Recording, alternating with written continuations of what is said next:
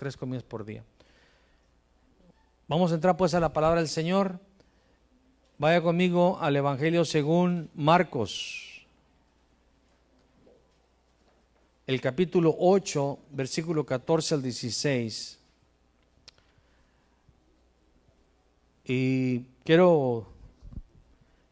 queremos, con la ayuda del Espíritu Santo, trasladarle esta palabra que me ha bendecido mucho,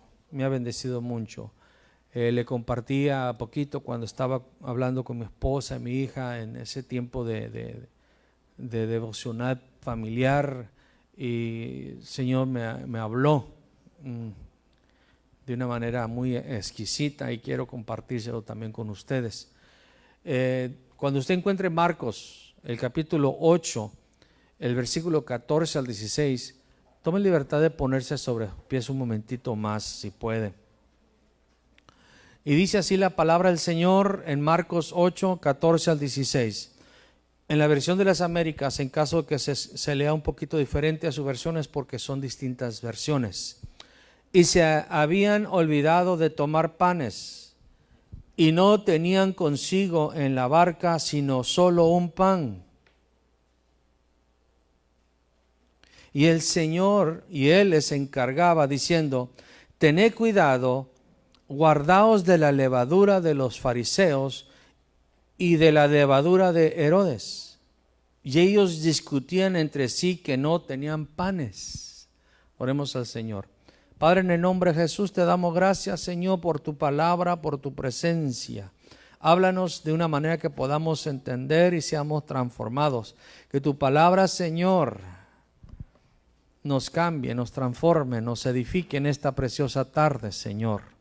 Que tu palabra prevalezca contra toda sordeza, contra toda ceguera, Señor, contra toda dureza de corazón. Que lo ablande, que penetre en lo más profundo de los oídos, Señor, y llegue a cambiar y a transformar a cada uno de nosotros. En el nombre de Jesús, amén y amén. Tomen libertad de sentarse.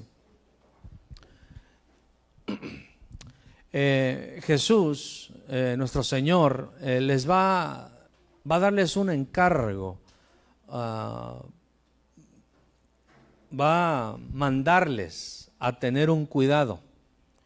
La versión Reina Valera dice les mandó. La versión Nueva Traducción Viviente dice les advirtió. Entonces les está dando una advertencia, que se aseguren que no suceda.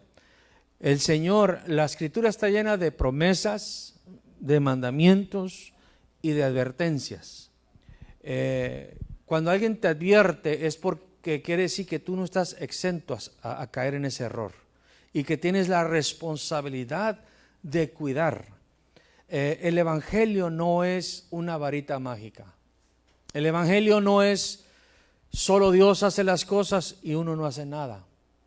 Es un camino, es una relación donde Dios hace su parte y nosotros también. Y eso es muy importante, porque eso es lo que le da, hermano, o lo califica como una relación. Y descarta que somos robots, somos humanos hechos a la imagen y semejanza de Dios con un libre albedrío. Y el Señor les está diciendo a sus apóstoles: tengan cuidado, guardaos de la levadura de los fariseos y Herodes. El Evangelio de Mateo nos revela, si usted está apuntando Mateo 16, 12, dice: entonces entendieron que no les había dicho que se guardaran de la levadura de los panes, sino de la enseñanza o la doctrina, dice una versión, de los fariseos y saduceos. El Señor le está diciendo: guárdense, tengan cuidado de las enseñanzas, de la doctrina de los fariseos y de Herodes. La levadura, la enseñanza te forma. Era una mezcla fermentada que dice la Escritura que la poca levadura echa a perder toda la masa. Entonces les está diciendo: ten cuidado que la doctrina de los fariseos y Herodes no se mezcle con ustedes, no la mezclen mezclen doctrinas, para que no los deforme, sino que la palabra pura, la leche no adulterada, los transforme. Ahora, cuando nosotros miramos, la Escritura nos enseña la doctrina de los fariseos, podemos hablar de muchas cosas, que ellos se enfocaban solamente en lo externo, porque por fuera eran como las tumbas blanqueadas, pero por dentro estaban podridos. Pero lo más destacante, lo más que hacían los fariseos, es que los fariseos tenían la tendencia de enseñar mandamientos de hombre como si fuera doctrina de Dios, o doctrina de hombres como si fueran mandamientos de Dios. Ellos se inclinaban tanto a ponerle a la gente sus opiniones y sus puntos de vista doctrinales, y lo enseñaban como que si viniera de Dios. Y lo único que estaban causando y provocando a la gente es que honraran a Dios con sus labios, pero que su corazón estuviera lejos, porque enseñaban a aferrarse a tradiciones humanas. Y usted no me va a dejar mentir, hermano, la razón por la cual hay mucha discordia, contienda entre la hermandad es por puntos doctrinales. Y muchos de esos puntos doctrinales son mandamientos de hombres que se fueron repitiendo de generación en generación. ¿Por qué lo hacen? Porque así nos enseñaron. Sin embargo, no hay ningún fundamento en la palabra del Señor. Y de eso tenemos que tener mucho cuidado, que no mezclemos mandamientos humanos, porque eso nos alejan en el corazón de Dios. Y Herodes, la doctrina, la enseñanza de Herodes era más terrible. Yo sé que usted ha leído la historia de Herodes. Herodes arrestó a Juan, porque Juan le había dicho: mira, no es lícito que tú tomes la mujer de tu hermano. Y su mujer le tenía un coraje a a Juan. Y le dijo a Herodes: ¿sabes qué? Encarcélalo, porque ya me hartó tanto decirme mi pecado. Pero dice la Escritura que Herodes le gustaba oír a Juan. Y eso me llama la atención, que hay gente que le gusta escuchar la palabra del Señor, pero nunca se arrepiente, porque Herodes nunca se arrepintió. Nunca se arrepintió. Dice la Escritura que lo conmovía, le afectaba, lo redarguía lo que decía Juan, porque Juan le hablaba verdad, era un profeta de Dios. Le hablaba una verdad que lo ceñía, que lo quería llevar a un arrepentimiento. Y le gustaba. Y hay gente que le gusta escuchar la palabra del Señor. Le gusta, la escuchan en la radio, le gusta escuchar hasta en internet, anda escuchando predicación aquí, predicación allá, y le gusta, y a veces lo redarguye, la palabra lo confronta, y le gusta que la palabra lo confronte, pero nunca se arrepiente. Siempre aprendiendo, pero nunca llegando en un pleno conocimiento. Y esa es la doctrina de Herodes. Y Herodes le importaba más la opinión de su esposa, porque él sabía que Juan era santo y justo, pero sin embargo lo arrestó. Y cuando salió la hija de Herodes, se lo estoy relatando así porque yo estoy convencido que usted ha leído la Escritura. Y salió la hijastra, hermano, de Herodes, y le bailó, hermano. Que sí, que la doctrina de Herodes le gusta que lo entretengan. Le gusta ser entretenido, que el día del niño salgan todos a vestidos de niño, que el día de la Biblia todos salgan vestidos de la Biblia. Le gusta más la parranda y la tragadera en las congregaciones. Las luces apagaditas y el punchis a todo lo que da. Y eso es la sensualidad. Y eso es lo que se ve hoy en día en muchas congregaciones, hermanos. Y esa es la doctrina de Herodes. Él le gustaba que lo entretuvieran, hermano, y le bailó la muchacha, hermano, hasta que le dijo, le sacó de la boca: la mitad de mi reino te daré, pídeme lo que quieras, y lo comprometió. Y así hay muchos, hermanos, cuando permites que el mundo te seduzca dentro de la congregación, te va a comprometer con el mundo. Y hermanos, y a Herodes le importaba, hermano, cuando la mujer, hermano, le dijo, dame la cabeza de Juan el Bautista. Dice la escritura, hermano, que se puso triste Herodes. Se puso triste, pero por causa del juramento y de los que estaban a su alrededor, que sí que le importaba más lo que decía la gente. Hay creyentes, hermano, que le importa más lo que diga la gente. ¿Cuántos todavía testifican que Jesucristo está vivo, no está muerto? ¿Cuántos hermanos no les afecta que le digan aleluya en el trabajo? A nadie. Ni siquiera saben que soy cristiano, pastor. Ni siquiera saben que soy cristiano. Les afecta más lo que diga la mamá, el papá, la suegra. Les afecta mucho la opinión de los demás y no lo que dice la palabra del Señor.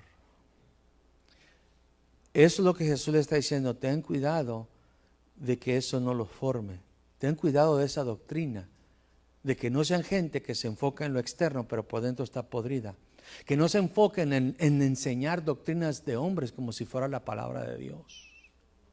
Y no se enfoquen. Y el peor pecado, ¿saben qué fue lo que causó la muerte de Herodes? ¿Quién sabe? Nadie sabe. Dice la escritura que cuando Herodes, hermano, tenía problemas estaba bajo el dominio de cierta población, y él salió, hermano, y comenzó a hablar, hermano, su discurso. La gente gritó, fíjense lo que gritó: voz de Dios y no de hombre. Y dice la escritura, usted lee en su casa, dice la escritura que por no darle la gloria a Dios, un ángel lo mató y los gusanos se lo comieron. Estamos en tiempo, hermano, donde la gente exalta a los predicadores y dice, este es Dios, no un hombre.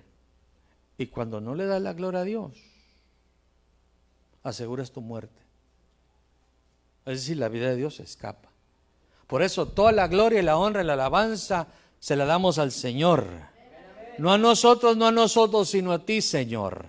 Porque Dios no comparte su gloria con absolutamente nadie. Con nadie. Con nadie. Y Herodes, hermano, por eso, hermano, tengamos mucho cuidado que cuando el Señor, hermano, cuando el hombre nos halaga, qué bonito cantas, qué bonito predicas, ay, qué bonito profetizas, aseguremos toda la gloria y la honra sea al Señor. No nomás lo diga, la gloria para el Señor, pero por dentro, gracias, yo lo sé. Ni siquiera le diga nada a la persona, por dentro, para ti la gloria, Señor. Porque me acuerdo cuando mi primer mensaje que di en las vacaciones forzadas, la primera vez que prediqué, alrededor de los 19 años, en la prisión de Jamestown, prediqué, hermano, me acuerdo hasta de qué prediqué. Le prediqué acerca de que el sabio acepta corrección. Y se me acercó un hermano, me dijo, qué bonito mensaje diste, qué bonita palabra compartiste. Y le dije, la gloria sea para el Señor. Le dije, pues ni te la estaba dando a ti, nunca te estaba dando la gloria a ti, me dijo a mí. Y ahí me di cuenta que uno a veces, hermano, nomás quiere decir frases, pero por dentro, hermano, se la cree. Hermano, si somos lo que somos por su gracia. Si el Señor nos respalda es porque el Señor está edificando a su iglesia. Está edificando a su iglesia. Y siempre le tenemos que dar la gloria y la honra al Señor. Pero miren, hermanos, regresando al versículo 16 de Marcos capítulo 8, dice, y ellos discutían entre sí que no tenían panes. Hermano, es sorprendente cuando el Señor, hermano, quiere enseñarnos algo, pero nosotros a veces estamos tan materializados, tan enfocados en la tierra, que todo lo aplicamos o lo relacionamos con la circunstancia que estamos pasando. Todo lo queremos ver, hermano, del punto de vista literal. El Señor les está enseñando algo espiritual y ellos están pensando en algo material. ¿En qué está pensando usted hoy en esta enseñanza, hermano, en este día, hermano? ¿Qué está pensando? ¿En que no tiene para la renta? ¿En que no tiene para los útiles? ¿En que no tiene para los uniformes? ¿En que no tiene para los zapatos? ¿En que no tiene para pagar la luz? ¿En qué está pensando? Porque ellos, hermano, el Señor les está enseñando, les está advirtiendo algo espiritual y ellos están pensando en no tenemos pan. En lo que no tenemos. ¿Sabes, hermano y hermana, lo que te impide a ti y a mí a veces alabar y glorificar al Señor? Es que pensamos en lo que no tenemos y no en lo que sí tenemos. Cuando tú te la pasas pensando en no tengo, en vez de pensar, no tengo más que darte las gracias, no tengo más que darte mi vida. Mi anhelo es alcanzar la medida para dar la estatura de Jesús. ¿Cuántas veces, hermano, Dios hablándonos de cosas espirituales muy más importantes que el alimento, más importantes que el alimento físico? Y el Señor, hermano, los comienza, hermano, cuando el Señor se da cuenta que Él les quiere enseñar algo espiritual, algo, hermano, doctrinal, y ellos están pensando en un pedazo de pan. Miren lo que les dice el versículo 17 al 18. Dándose cuenta, Jesús les dijo, ¿por qué discutís que no tenéis pan? ¿Aún no comprendéis ni entendéis? ¿Tenéis el corazón endurecido? ¿Tienen ojos? ¿No veis? Y teniendo oídos, ¿no oís? ¿No recordáis? Miren lo que los comienza a amonestar. Los comienza a amonestar porque le está diciendo, oye, ¿no entienden? ¿No comprenden las cosas? ¿Tienen ojos y no ven? ¿Tienen oídos y no están oyendo? No, y les dice, y hermano, y luego les dice una palabra, hermano, les dice, ¿no recordáis? La palabra recordar quiere decir traer a la memoria propia algo percibido, aprendido o conocido, o retener algo en la mente, hacer que alguien tenga presente una cosa. La versión Nueva Traducción Viviente, hermano, relata esa porción de la Escritura de esta manera. ¿Por qué discuten por no tener pan? ¿Todavía no saben ni entienden? ¿Tienen el corazón demasiado endurecido para comprenderlo? ¿Tienen ojos y no pueden ver? ¿Tienen oídos y no pueden oír? ¿No recuerdan nada en absoluto?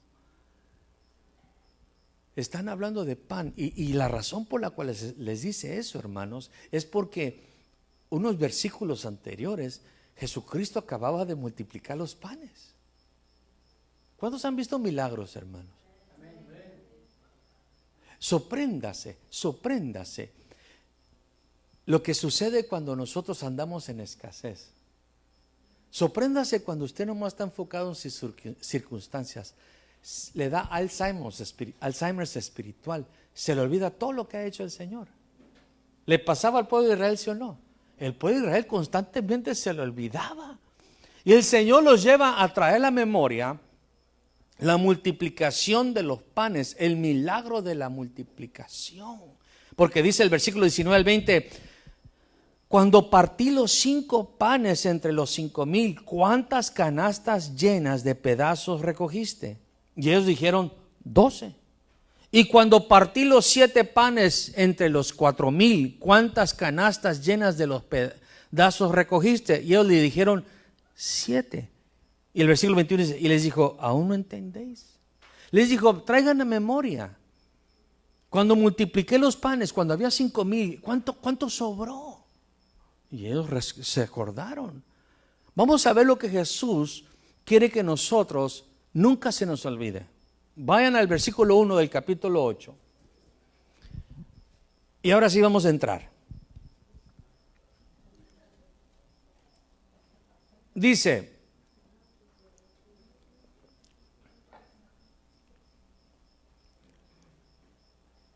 en aquellos días, cuando de nuevo había una gran multitud que no tenía que comer, Jesús llamó a sus discípulos y les dijo, cuando de nuevo no tenían que comer.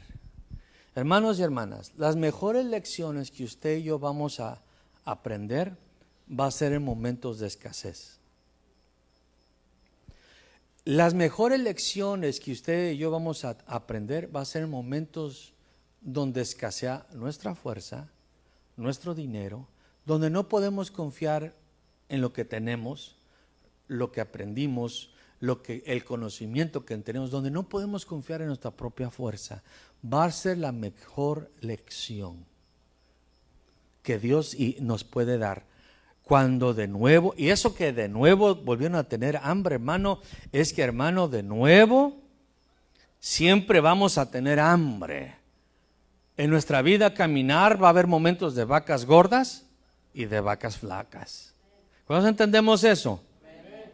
Por eso el apóstol Pablo dijo claramente, he aprendido tener en abundancia y tener escasez. De nuevo. Segundo, versículo 2. Tengo compasión de la multitud porque hace ya 3 días que están conmigo y no tienen que comer. Diga conmigo compasión. La palabra compasión quiere decir sentimiento de tristeza que produce el ver padecer a alguien y que impulsa a aliviar su dolor o sufrimiento. Dígale que está a su lado, Jesús tiene compasión de ti. Eso es, hermano, lo mejor de los mejores que puede sucedernos. Que el Señor tenga compasión de nosotros. Porque, hermanos, ellos no podían hacer absolutamente nada.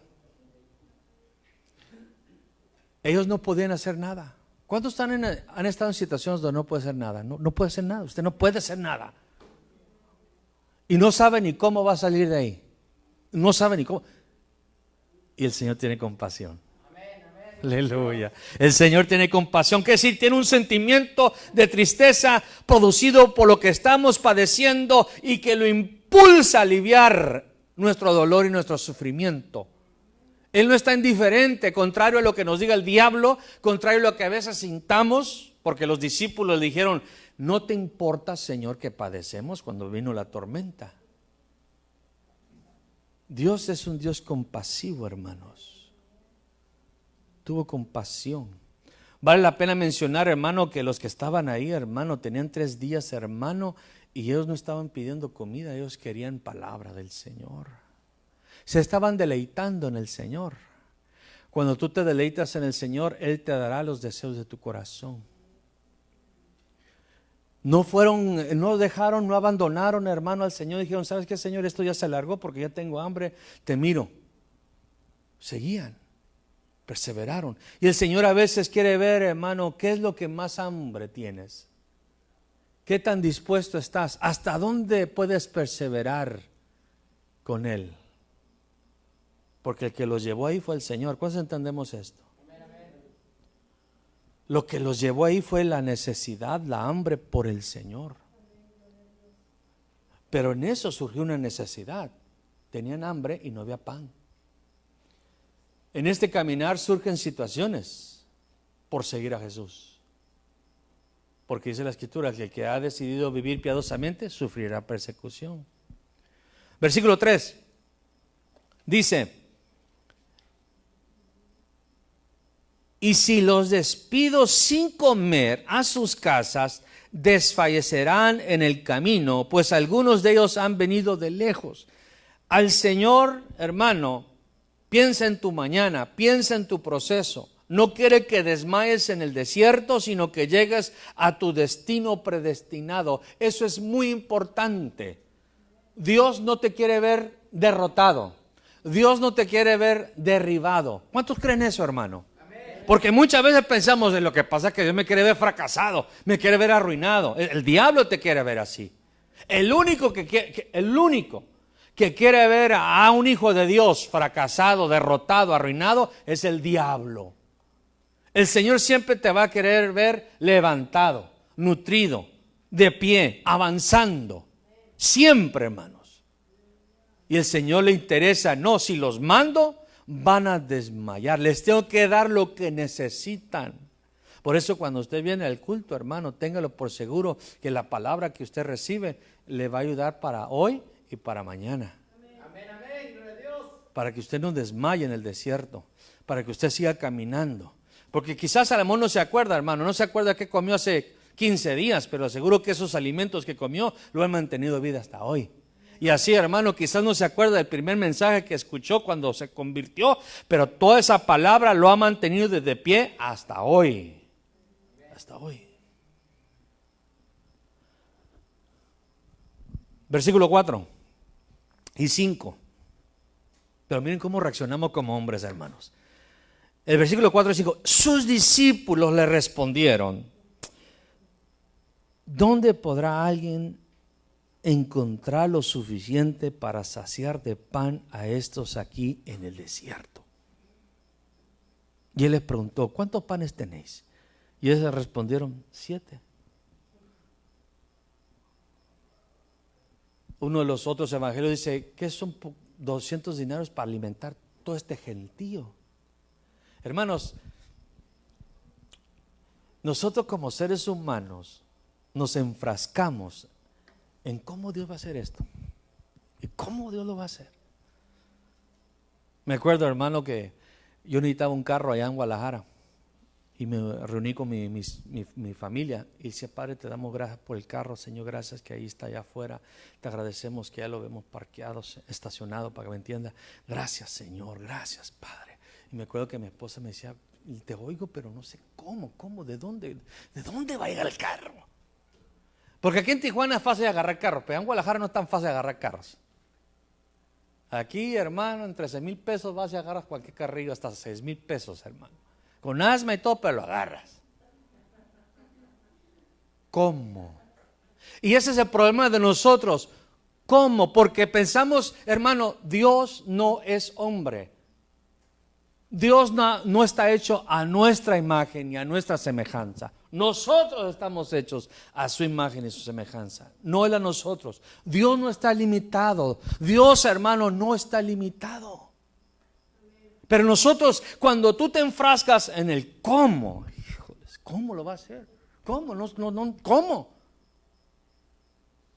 Eran miles de personas, hermano. No eran, hermano, 3, 20, no era como estamos aquí, más de 10 y menos de 1,000. Eran miles. Miles. Sus discípulos dijeron: Señor, ¿cómo les vamos a dar de comer a miles de personas? ¿Cómo el Señor me va a hacer? ¿Cómo va a pagar mi recibo de luz que me voy a 700 pesos? ¿Cómo va a pagar esta deuda de 10,000 pesos? Hermano, cuando te enfrascas en el cómo, hermano, te olvidas que, hermano, para que me entienda despacito, a nosotros no nos corresponde el cómo, eso le corresponde a Dios. A nosotros nos corresponde el creerle, porque Jesús nunca les dijo, ni les explicó cómo. Dijo: ¿qué traes? ¿Qué tienes? Si tuvieras fe como un granito de mostaza, dice el Señor. Usted y yo, hermano, tienen en su vida el poder de Dios a través de la fe. La fe vale más que dinero. La fe puede mover montañas. La fe puede desarraigar árboles. La fe, el que cree, todo es posible. Y esa fe la tenemos nosotros. ¿Por qué? Porque Dios nos la dio. Y el Señor dijo: ¿qué tienen? No, pues nomás tenemos aquí unos panes y algunos pececillos. Con eso, con tu fe, tan pequeña como es todo lo que necesito. Tú nomás créeme y vas a ver la gloria de Dios. Tú nomás créeme. No comiences a razonar, no sabes cómo tomas. Hasta que mire, creo. Ese de que hasta que mire, creo, ahí te vas a quedar. Ahí te vas a quedar. Hasta que vea, crea, ahí te vas a quedar. Nunca vas a ver. Nunca vas a ver. ¿Por qué? Porque jamás Dios va a honrar tu incredulidad. Jamás. Jamás de los jamases Dios va a honrar la incredulidad. Por eso dice: y no pudo, no quiso honrar la incredulidad de ellos cuando llegó a Nazaret. Jamás, hermano, jamás. Dice, esta generación perversa pide señal, pero ninguna señal se les va a dar. Herodes, hermano, otra doctrina de Herodes, hermano, cuando pensó, hermano, que Jesús era Juan el Bautista, le llamó para ver si hacía un milagro. A ver, Jesús, ven, haz un milagro a mí para que yo crea en ti. Haz un milagro para que yo crea. Y Jesús dijo, jamás. Jamás. Las personas que están ahí razonando, hasta que mire creo, ahí te vas a quedar, sentado y esperando. Pero no vas a ver. El que cree verá la gloria de Dios. El que confía en el Señor jamás va a ser avergonzado. ¿Qué traen? Présteme lo que traen. Tráiganlo aquí. Cuando tú le das tu vida al Señor, tu vida va a estar llena de milagros. Tu vida va a estar llena de milagros. Tu vida va a ser un milagro. ¿Cuántos entendemos eso? Párese en el espejo, hermano, y ahí está viendo un milagro porque usted le entregó su vida al Señor. Y tomó un drogadicto, un alcohólico, un borracho, un afeminado, un homosexual, un machista, una feminista, y la transformó. Tomó algo, hermano, insignificante, insuficiente, porque los panes eran insuficientes, y así era nuestra vida, insuficiente, hermano. Insuficiente para nada. Pero nos hace suficientes. Y luego dice, hermanos, miren nomás.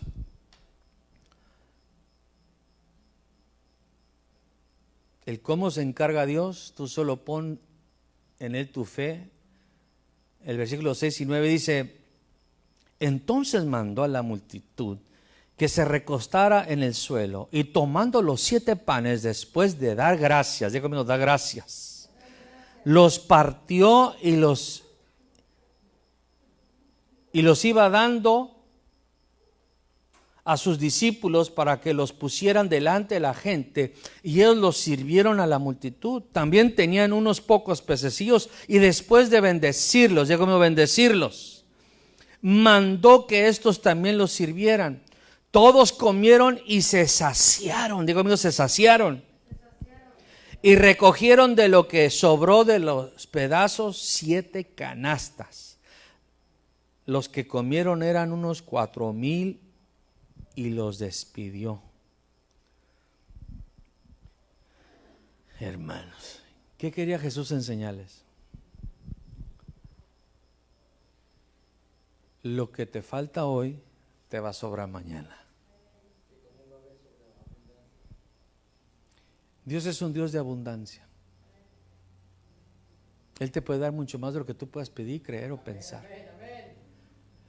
Lo que te escasea hoy, hermano, lo que te falta, me falta amor, me falta paz, me falta gozo, me falta dinero, me falta muchas cosas, me falta sabiduría. Lo que te falta hoy, si tú vas con Él y le pones en Él tu confianza, tu fe, dice la Escritura que el que le falta sabiduría, el que se ve falto de sabiduría, le pida a Dios y Él le dará sin reproche abundantemente. Hermanos, lo que le faltó en ese momento, ahora les había sobrado, hermanos. Les había sobrado. ¿Qué fue el factor? Que tuvieron fe en el Señor.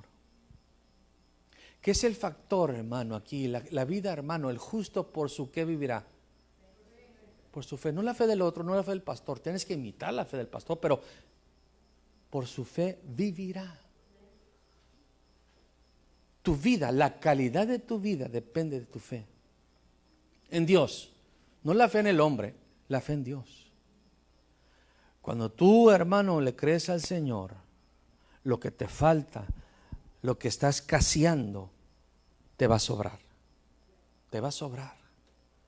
Te va a sobrar, porque Dios es un Dios de milagros.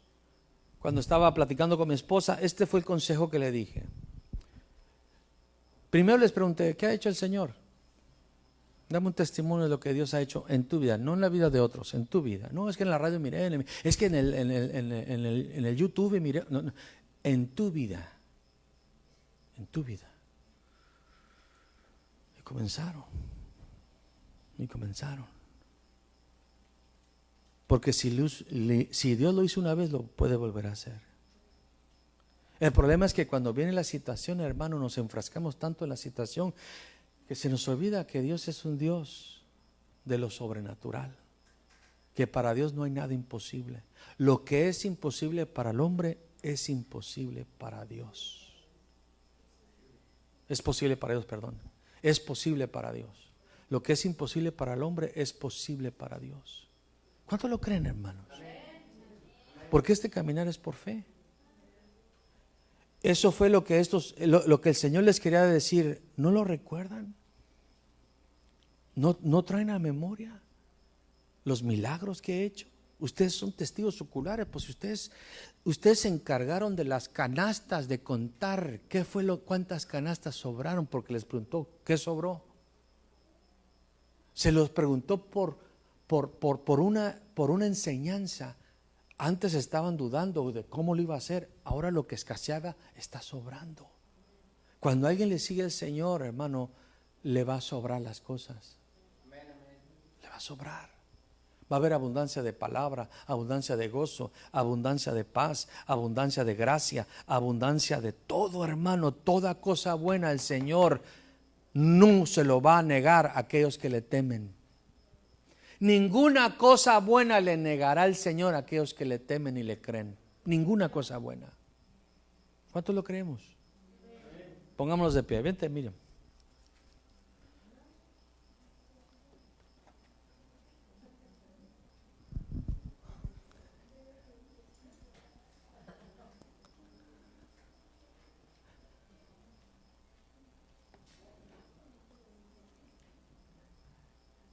El Señor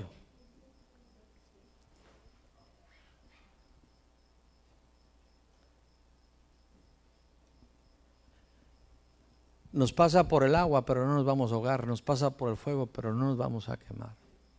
Las mejores enseñanzas, las mejores lecciones, hermanos, se aprenden en los momentos difíciles, donde no confías en tu propia fuerza, donde no confías en tu dinero. Hay cosas que nos rebasan. Pero el Señor, hermano, siempre quiere enseñarte algo, siempre. No es el deseo del Señor que te quedes postrado en el desierto. El deseo del Señor, porque dice la Escritura que Él sabe los planes que tiene para ti, planes de hacerte bien y no mal. El pueblo de Israel